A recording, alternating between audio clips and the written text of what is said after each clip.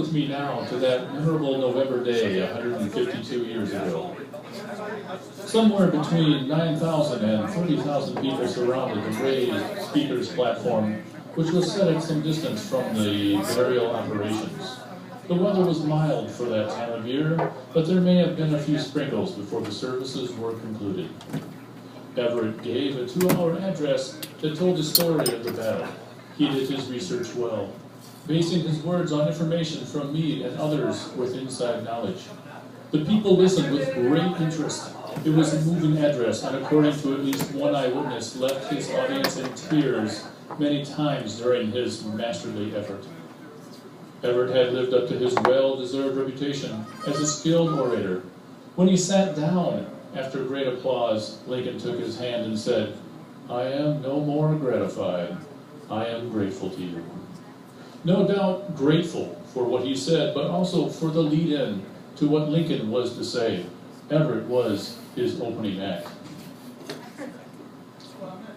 Now, 4 hours into the program, Lincoln pulled out a sheet of paper and put on his glasses, but then realizing there was a hymn sung by the Baltimore Glee Club, before he spoke, he put the paper away.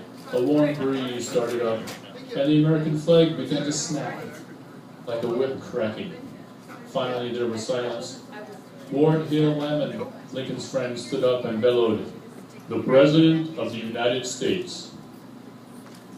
Lincoln rose, his paper back in his hand and his glasses low on his nose. His illness had progressed some, and his color was not good, ghastly, according to his secretary Hay. He was greeted with a moment of warm applause. If the war was Mr. Lincoln's war, then this would be his statement of why it was fought. 70 years ago, our fathers brought forth on this continent a new nation, conceived in liberty and dedicated to the proposition that all men are created equal. Now we are engaged in a great civil war, testing whether that nation or any nation so conceived and so dedicated can long endure. We are met on a great battlefield of that war. We are meant to dedicate a portion of it as the final resting place of those who have given their lives that nation might live. It is altogether fitting and proper that we should do this.